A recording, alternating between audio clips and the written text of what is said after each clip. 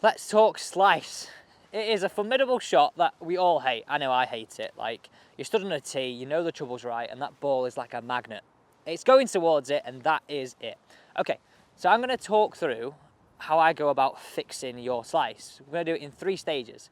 Now, it is vitally important, I'm going to stress this, if you want to actually fix your slice for good, you've got to go through these 3 stages. The number 1 is going to be grip, how we hold the golf club and what influence that has on our club face. Number 2 is going to be our club path into the golf ball. And the final stage is bringing that all together. How do you release the golf club? Because that is a source of power and square in the face. Come on, let's get into lesson number 1. So first stage is grip. If I said when you're playing any other sports like tennis, cricket, any other sort of racket sports, right? Your grip is very, very important. It determines where your strings or where your bat goes. Okay, so on the side of the screen here is exactly what we don't want to see. That's that sort of weak, horrible grip. Anytime it's weak, that club face is more likely to point to the right. That's why you slice as a right-hander. More likely to point to the left for a left-handed golfer. Okay, so what I want to see here is essentially just more knuckles on your glove hand to start with, okay? So you can really see here, as I'm looking down, I can see 1 and 2 knuckles. This crease points into my right shoulder, and then when I put my non-glove hand on, this is the little trick, and I love this one because this is definitely one you can take straight out onto the course. So when you're on a hole like this on 18, you know you're going to have good control. And you've done it right, and that is powerful. So go into your back pocket, imagine you're grabbing your wallet at the bar, then come underneath, fingers on, and now look how both of those creases point into my right shoulder. All you've got to understand here is we've strengthened your left hand and got your right hand in a nice neutral position. They're complementing each other, giving you a really good chance, or I should say a better chance, of squaring that club face through impact. And that is vital. So lesson number 1 is that grip. Just have a little look at yours now and make sure it matches what you can see as a screenshot on the side of the screen here. Not what you can see on the side of the screen there. Now this is where it gets really, really exciting. Also, I mentioned this in the other day's video, but there's going to be a review of this versus my rad speed, which is going to be exciting. Which one's going to come out on top? Get in those comments down below. Is 2022 Cobra better, or is 2021 Cobra better? I don't know. I'm excited for it to see anyway.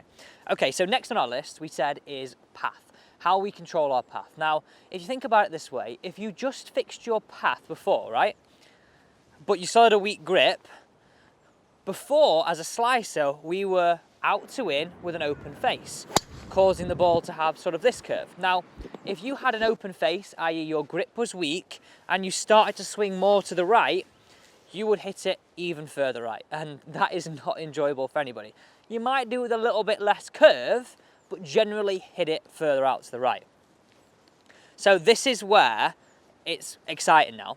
So what I've done here is address your golf ball, a club head inside, and 1, 2 club heads forward, move that a little bit further forward, place a water bottle. Something that you're not precious about, something that can get hit, because I can assure you, many of you might hit this the first time you do it. It should definitely feel like it's in your way, 100%. That should feel like it's in your way. So when you're swinging now, instead of before, where we would sort of collide across this, right? And that was sort of where we started in our story. Now we're in this space, right?